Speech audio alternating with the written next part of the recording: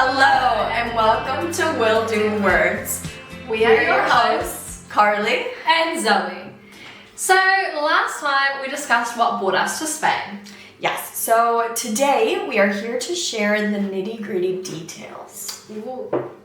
Typically, the first step is always the hardest. So today we will walk you through our different processes of moving to Spain. So settle into a comfy spot and let's dive in. Alright, so first of all, Carly, can you remind us how you heard about the AUX program? Yes, so today we're going to be talking about how we got here, right? So the Auxiliar de Conversación, or the language conversation assistants. So for me, I was sitting at my cubicle and I literally just Googled how to move to Spain. It was quite simple as that. So one of the first things that popped up was one of the top ways that people typically move to Spain is through this Auxiliar de Conversación program. So I did a little bit of looking around on the different websites that they had, and I was doing this a little bit later into the year, so maybe April-ish. Mm-hmm. So I found this company called Conversa Spain, which is kind of like a third-party intermediary that helps guide you through the program and the process of moving to Spain and getting your documents. So first I had to apply through them, mm-hmm. and then they applied with my application to the government, and then I was able to receive a spot. So they were more limited to not all the regions in Spain, but in my year I had a choice between the community of Madrid or Murcia, and I had never heard of Murcia before, but it was closer to the beach. So I was like, sure, let's go with that one. You're not the only person that's fallen for that trap. Yes. So, yeah, it was as simple as that. So how did you first hear about this program? Well, I studied Spanish in high school, mm-hmm. and I was one of two students who studied Spanish, because in New Zealand you can't really use Spanish anywhere. But my teacher was really passionate about it, and when I left high school I heard nothing from her. And then out of the blue one, I remember I was sitting at my desk at uni, I was studying away, and I had this email pop up, and it was my high school Spanish teacher who sent through this program, and she'd sent it to all of her past students in the past few years. Very cool. If anyone's ever interested, you should do this. And I kind of just, I don't know, subconsciously decided then and there that this is what I'm going to do. But it took a few years after that to actually get there. Yeah, so you had the seed planted a little bit and kind of always in the back of your mind. Yeah, definitely. Very cool. So you heard about the program. Yes. You decided, that sounds like a bit of me. Yes. And so what, you sent your documents away, you decided you were going to come to Murcia, and what, you booked a plane ticket and that was it? Or is it? I wish it was that easy. So, I mean, with the program that I chose to apply through, they definitely helped with what documents I needed. So to come to Spain and to do this program, you are here for more than 90 days, right? You're going past the tourist visa that people typically can come and stay for 3 months. So because we are here 10-ish months, right? 8 months. 8. Yes, 8 months. Okay. So October to the end of May. Yes, so you have to get a permanent residency? Temporary residency. Temporary, because it's temporary international extraterrestrial to you. Yes. Okay, so we are temporary. Unfortunately, we are not permanent residents yet. Yes, so with that, first you need to apply for a visa in your home country. So because I am from the United States and I am outside of the EU requirements, it's a little bit more complicated. So first you have to go through your consulate. So I was in the Boston consulate, and for any process of visa, the best place to start is on your consulate website. They typically have exactly the papers that you need to bring into the appointments and how to schedule the appointments. And what is a consulate? I don't know if that's a word that I know in New Zealand English. Consulate. Is it like an embassy? Yes. I believe Okay. it's like the intermediary between the government in Spain in the United States. Ah, so an embassy for you Kiwi listeners if you're like me and you didn't know that. Yes. Sorry, continue. Yeah, so first check on the website. They gave us a list of what I needed. So with the company that I came with, they also gave me my own checklist of the things that I needed to do and the timeline I needed to do them in, right? So first you have to get a background check and with your own government. So with me, I had to get it through the FBI. And then sending in those documents to get the official stamp, basically saying like, yes, this is correct. So that's an apostille. Yes, I know that word. Yes, so you have to send it in to your government and then they send it back saying, yes, this is correct information. And then from there, you have to get medical certificates to say that you are medically acceptable to come and do this program. And then other little things like having passport pictures, and obviously having your passport to be able to give them. No way. The- They have your yes. passport. Yes, well, with your passport, also make sure that it is not expiring within 6 months. So you have to have kind of an updated passport. But yeah, so that's kind of on the ground side while you're still in your home country. You haven't even made it to Spain yet. No. And the biggest thing you need throughout this process is patience. Because I spent the entire summer like, won't they? Will they send me my documents? To that on like another level. I think if you talk to any person who has done this program, they will say the exact same thing. Yeah. Can I just jump in and say the Yes. bureaucracy in Spain Yes. is just something else. Yes. I mean, I've never actually moved to another country before this, Yes. but everything I've heard and other people who have experienced moving to other countries, it's not this hard everywhere you go. I'm sure it's still difficult, but there's so much. There's a lot of steps. And we're not even in Spain yet, guys. No. Like, So this is all the buckle up. all the paperwork before we get to Spain. So just make sure you're reading all the lists and not forgetting anything. Make sure you take that checklist directly off that website because one year I did forget a paper, had to drive all the way home, which was no short of 2 hours, drive all the way back. And it was a little bit like, kicking myself. Like, just make sure you have all your paperwork when you do drop off everything you need to submit for your visa application. I feel like I should jump in there and just point out, I went through a different, I did something completely different to you, Right. but I looked at Conversa, Okay. and I remember trying to explain it to people, and I was like, they were like, what's the difference between applying how you've applied, and because I applied through both, Okay. but I was applying with someone else. Yes. And the way I explained it is the way that I ended up going is whatever. And the other way is the hand-holding way. Yes. Because you get the piece of paper, you get the checklist, you get the dates, you get told everything you need. Yes. You've just got to fill it out, Right. essentially. So I mean, feel free to correct me if I'm wrong there, and I'm that not was trying to accurate. offend, but No. that's just the easiest way to just say it is you get your handheld. I needed the handheld that first year. I think the decision to move here was so overwhelming and exciting and nerve-wracking that having that list in front of me, like, okay, these are the steps I need to do, like A, B, C, D, done. Especially not being a planner. Yes. You know? Someone is checking my work. Yeah.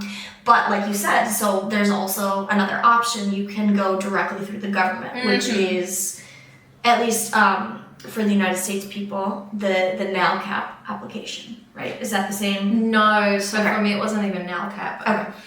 It was just this random website on the on the Spanish Ministry of Education website. Okay.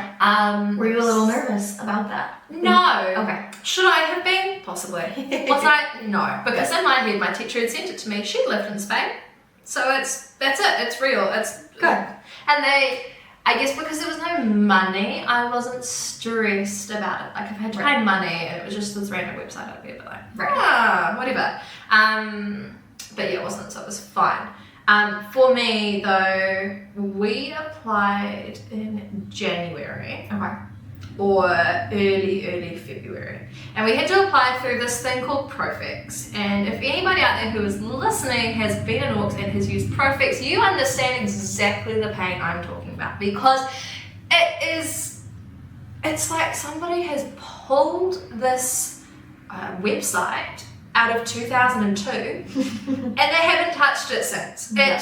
It is so slow, it is so painful. Autosave is not a word in its vocabulary. And it's all written in Spanish. So if you are deciding to move to Spain and you want to become an auxiliar, now is the time to start learning Spanish before you have to try and use Profix. Because Google Translate, guys, on your website, on your web pages, doesn't always cut it. So it was the middle of summer and I was sitting there at my laptop, banging my head against the wall because this platform was painful. But we got through the application process, and basically in that we had to submit in our degree, we had to submit some other things like a proof of residency in our country, right, just documents. Did you have to write a motivation letter or a reason why? Not so much. We kind of had to say we had to write a really brief paragraph about why and who we were. I don't think they even read it, to be honest. I was thinking about that today, and everything I wrote in there, they've just done the complete opposite. So what it is, and then you had to choose this type of school you want. You had to choose the region. We had 3 choices of a region, and I chose in 3 minutes. It's probably the fastest decision of my life. I can't decide on my dinner that quick. And then it was sent off. It was done. Yeah. And so, as I said, that was late Jan, early Feb. Did not hear anything until June. Yeah. Okay. In the meantime, I had a full-time job. I was working in a classroom. I was trying to prepare them that I'm leaving.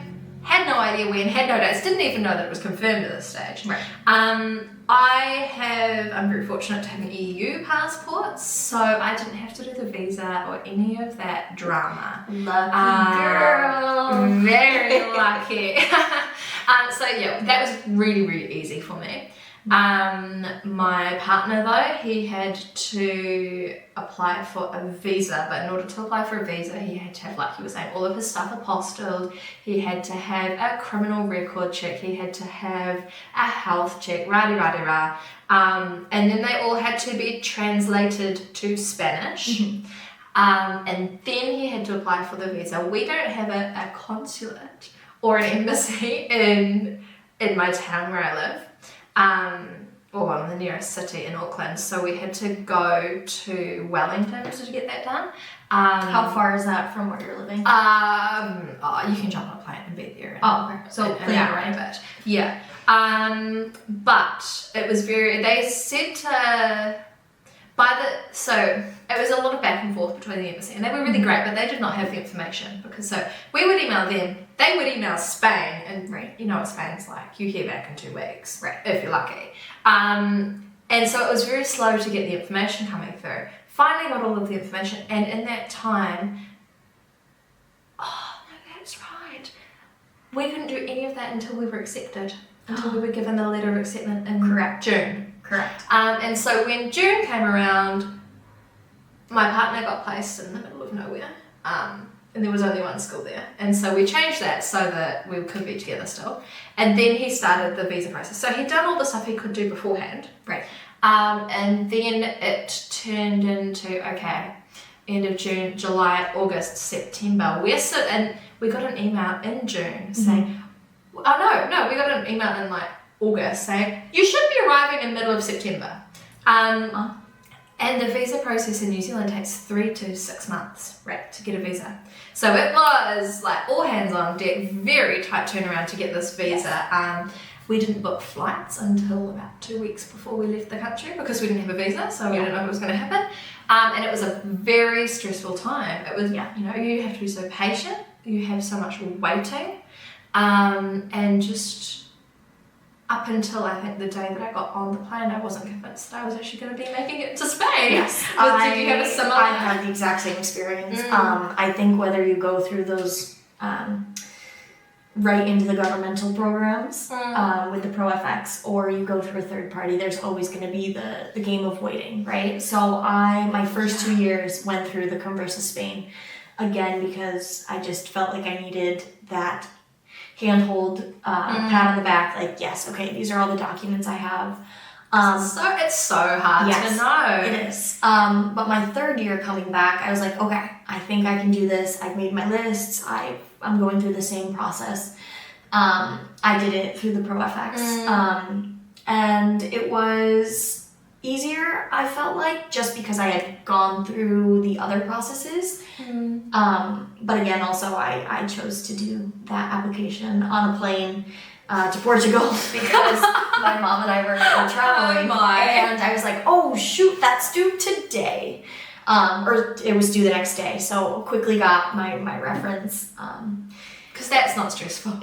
No, of course not. Got my reference, did my little motivation letter, and submitted everything that I needed to, but I knew I wanted to choose the same region and the same schools that I was in, well, same region but also same city that I was in.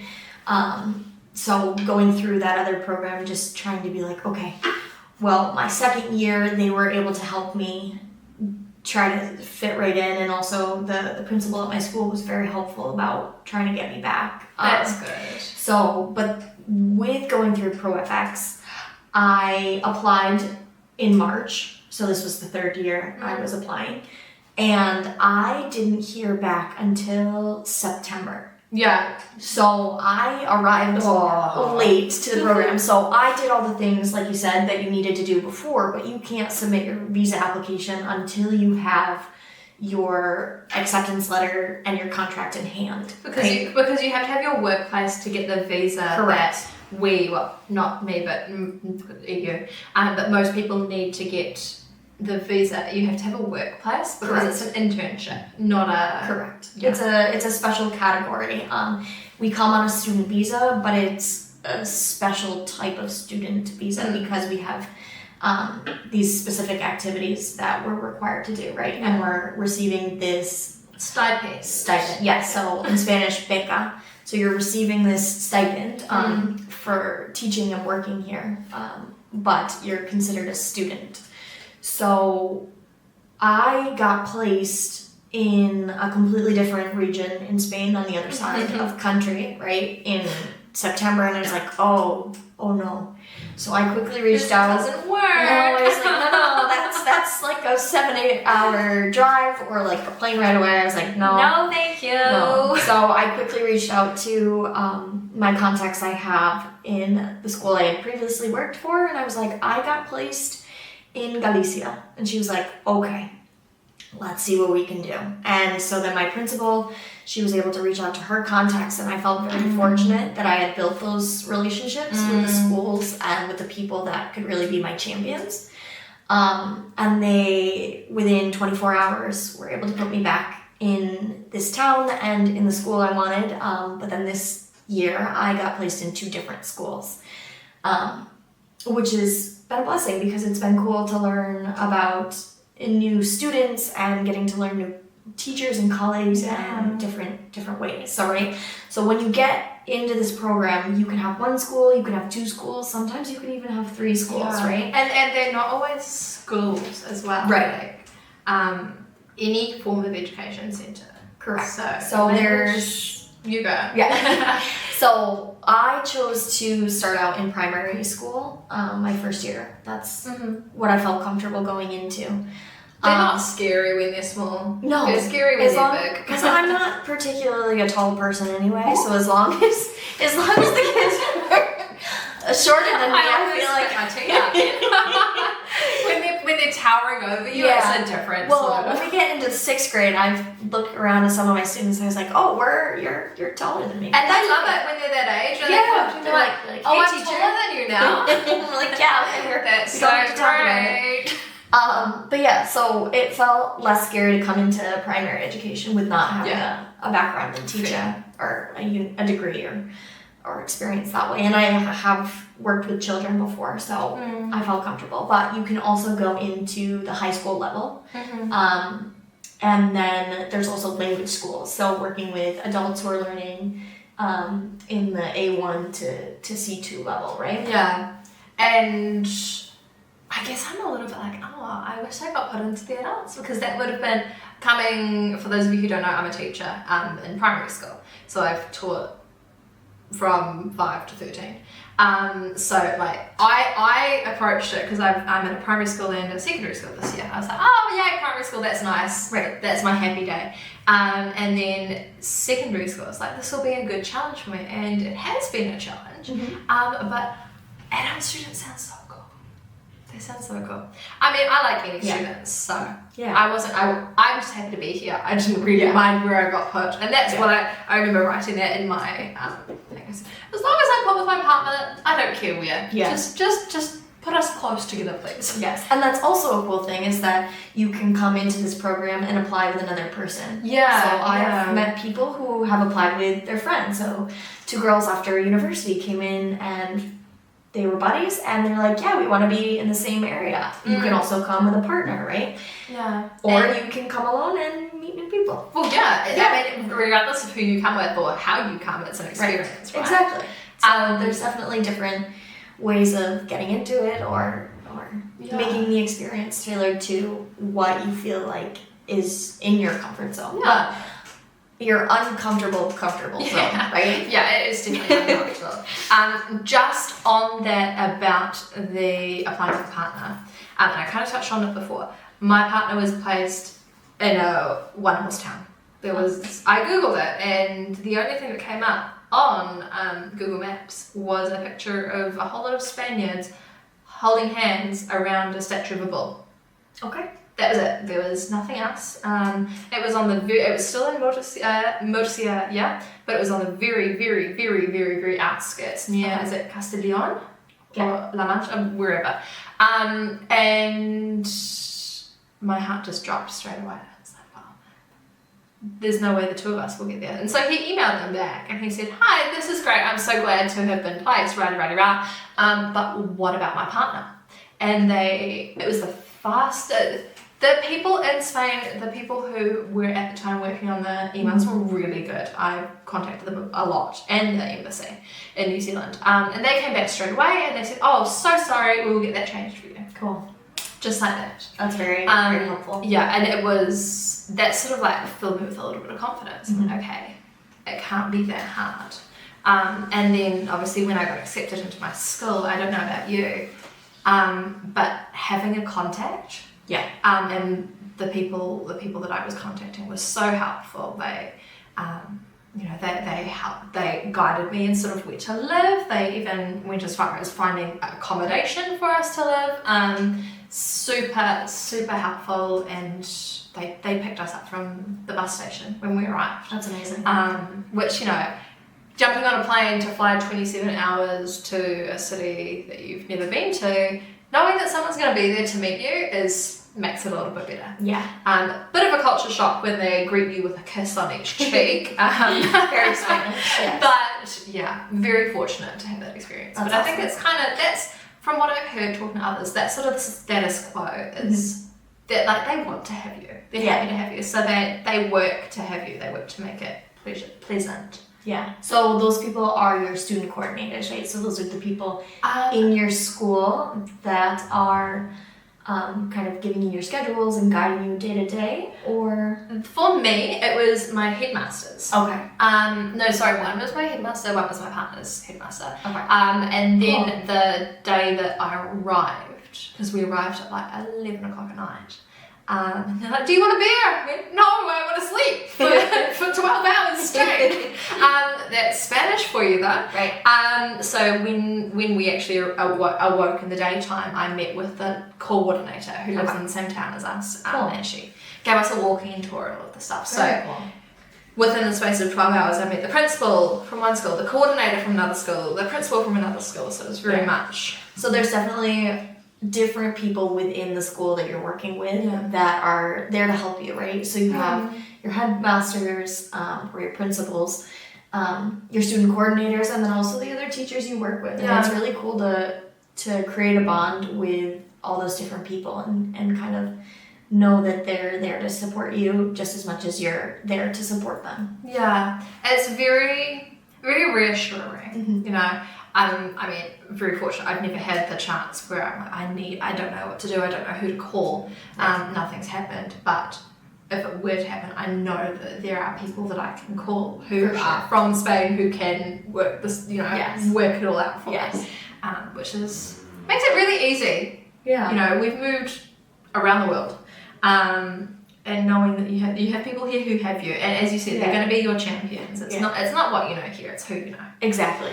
It's very much so, and I feel like I've felt that in my school, and then also meeting people from outside the school, just in the town, and kind of, as long as you're willing to talk to people, even if you sound a little bit silly with speaking Spanish, I think it's really important with this culture here to talk to people and meet people, because they really are the ones that are going to help you. Gosh, the amounts of times when we first got here, and it was, you know, we were very, very fresh, and it was evident. We were walking around in singlets and shorts, and it was like winter for Spanish people. But the amounts of times somebody would pop in and they'd be talking to me, and, oh, where are you from? Oh, I'm from New Zealand. Oh, wow, I could never imagine that. Here's my card. If you ever need anything, call me. And it's somebody that I met in the bank, and I spoke to them for maximum 2 minutes. That's so people cool. are just so, when they hear your story, they just want to help. Yeah, and I think specifically in our small town that we're in, people see the foreigners. We stick out like sore thumbs. Yes, it's hard to hide that you are not from here. Although, there was one lady in the grocery store one time was like, are you the daughter of so-and-so? And I was like, I am not, but thank you. And it's the biggest compliment. Yes, I imagine as soon as I opened my mouth to say those words in Spanish, she was like, oh yeah, no. No. But still, cool. But we stick out, right? This is a very community-oriented place, and they know your aunt's cousin's brothers, and if you're not the aunt's cousin's brothers, it's kind of like, but where are you from? Right. Why are you here? That's literally the question is. Yes. Who are you? Where are you from? Why are you here? Exactly. And why here? Yeah. Why Caesar? Right. But I think with that, it also comes the community, right? Yeah. It's the very much big, wide welcome arms. From people in dance classes to people shops. Right? Exactly. The people that you see at the cafe, and just kind of that big warm Spanish hug. Yeah. And forming a community here. So, with that said, Zoe, I have a question. So you've landed in Spain. Yes. You've done all your paperwork. You've got here. You made it through the airport. Your 27-hour flight. By some short miracle. Yes. Are you done? Is that, you just land in Spain, you've gotten your stuff, you unpack, and are you done? Me?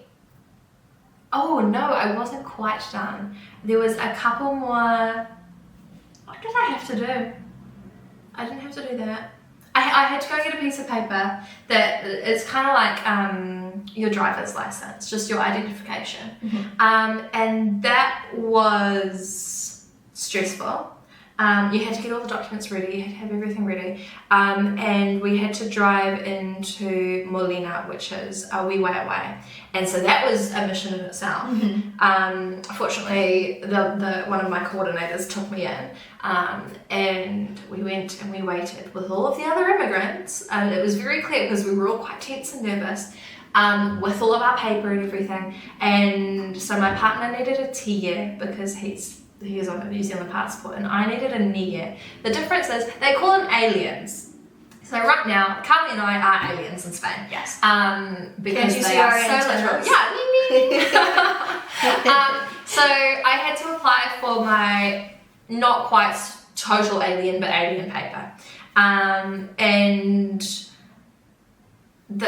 I'm one of the people who, if I'm around the police, I get a little bit on edge, you know. I think most people do.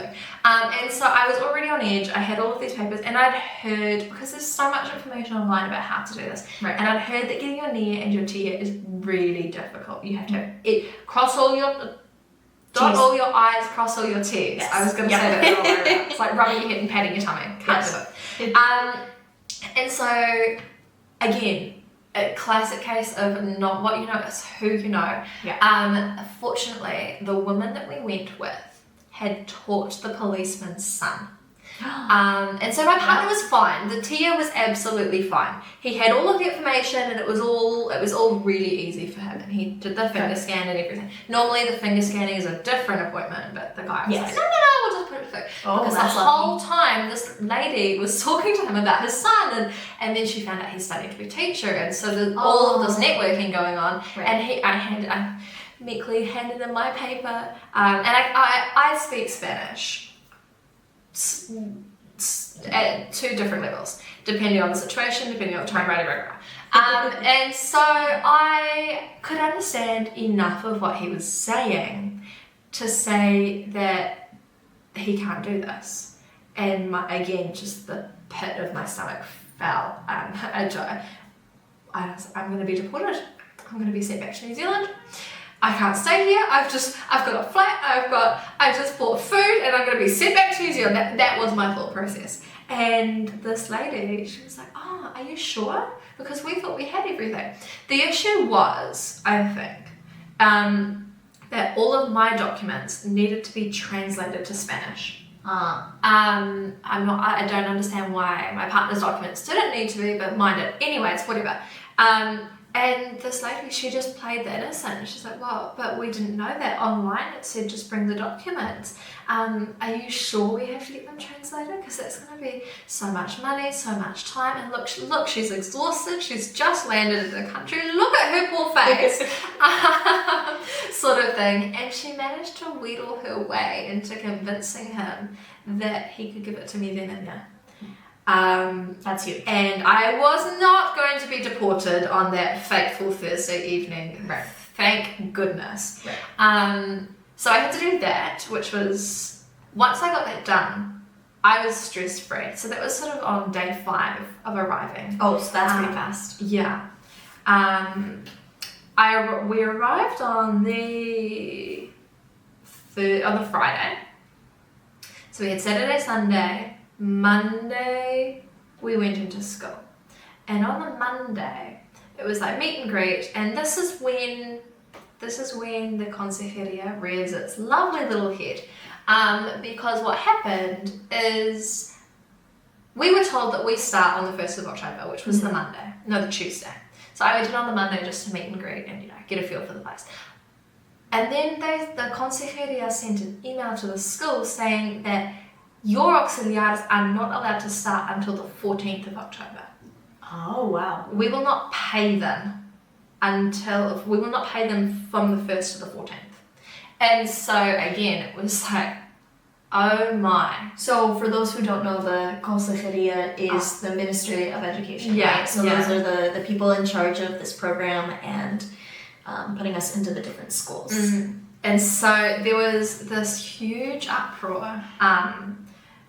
There's a WhatsApp chat that you join, and there was this huge uproar in the WhatsApp chat, and everyone was saying, well, my school said I can, my school said I can't. Rather, it was every person to themselves. Right. Some could. For those of you who are listening, not watching, our map just fell down, and now it's dangling between us. I just wanted to join in. Yeah. It feels the tension coming off of me. Yeah. And so that was really, really like, I've moved to this country. I don't have my paperwork here that says I'm supposed to be here, and my job has just said that I'm not allowed to start. What on earth am I going to do for 2 weeks? Right. When I'm not getting paid, I don't have a car, and I'm in this new town. What will I do?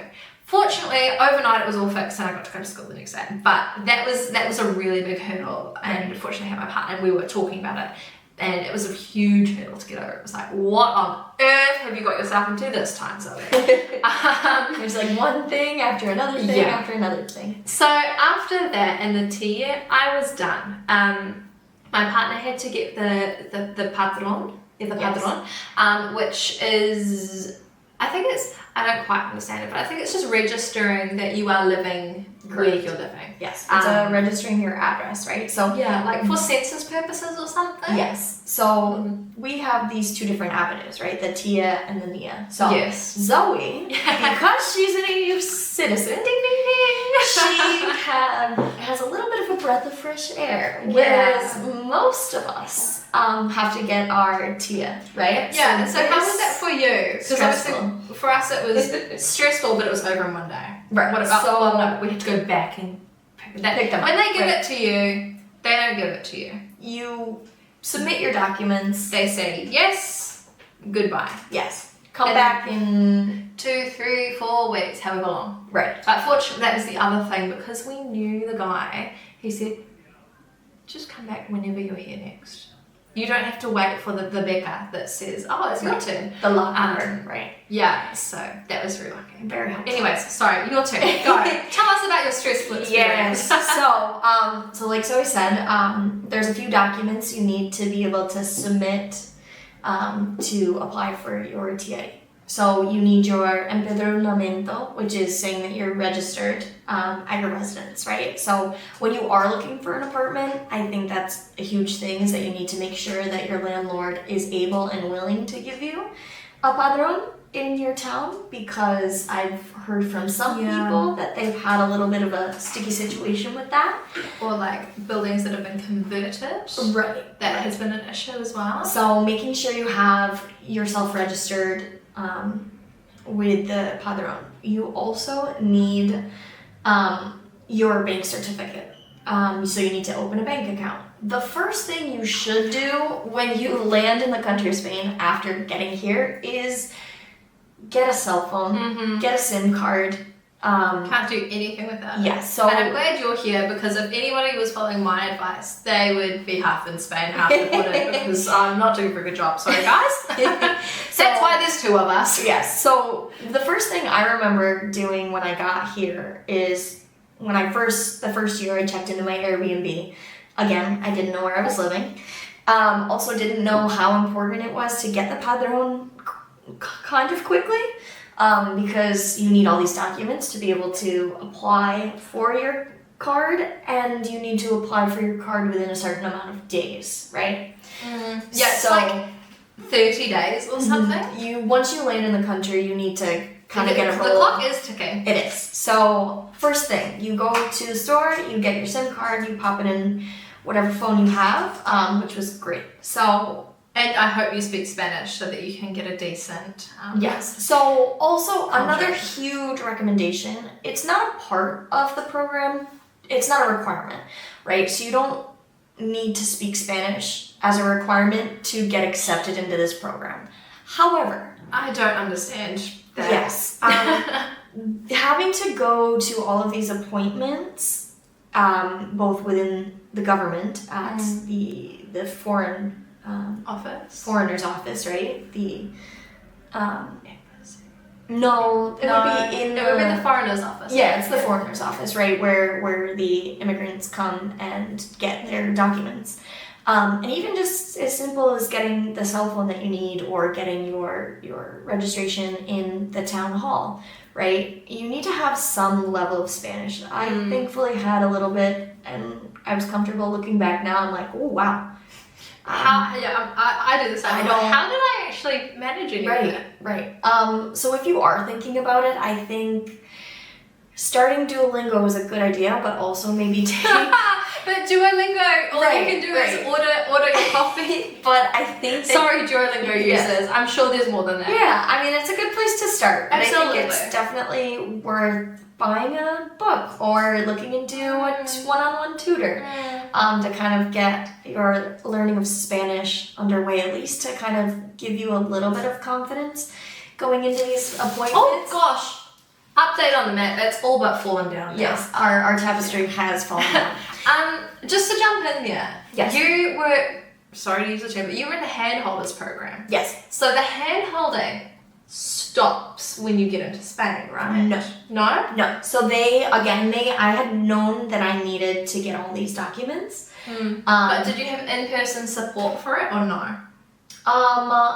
Their offices are located in a different region, but I think had I needed it, they would have jumped on a video call. And I know that they had phone lines open. One of my friends who did use the program was on the phone with them back and forth constantly for getting these. He he used that line of communication. Use and Yes. make the most of it. If you have this, you definitely use it. No, they were also super helpful with getting the documents that I needed in Spain. Just kind of like, again, that checklist.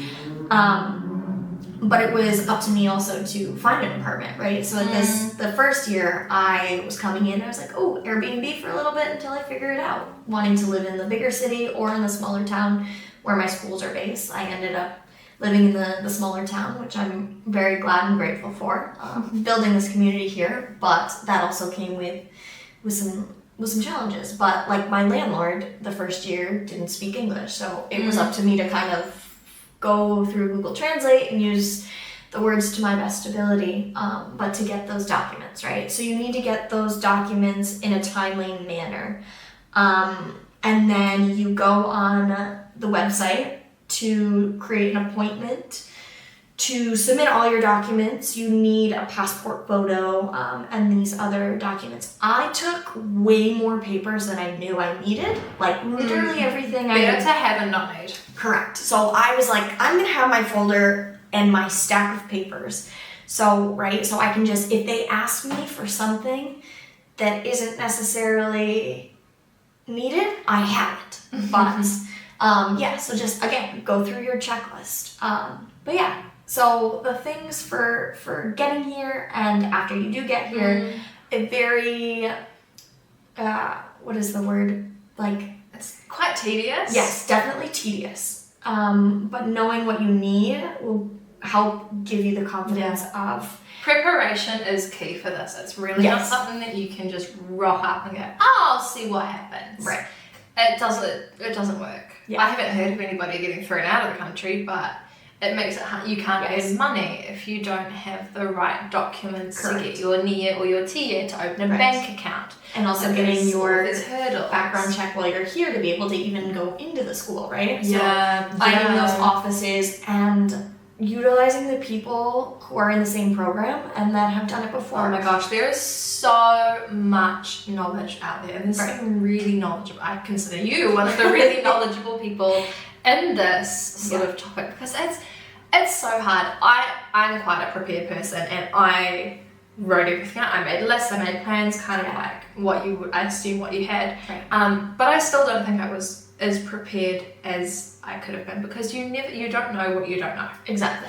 And I think it's good to utilize the people who have done it before, ask questions in the sense of like, what do I need to know? Because you're not necessarily knowing what questions you need to ask. So just kind of going in with an open ear and listening to the people who've done it before you. But because also the skills don't always know either. Right. So utilizing the other auxiliares and but I feel like for this process you need patience. So bucketfuls of patience. Mountain loads. Yes. It's always stressful, but it ends up being worth it eventually, right? Yeah. I mean, I still have pinch me moments now. Yeah. I'm like, well, this time last year I didn't even know that I would be moving to Spain, and here I am. Exactly. It's worth it. It's so hard and it's so stressful, and you just want to throw the towel in at the start. Yes. But it does pay off in the end. So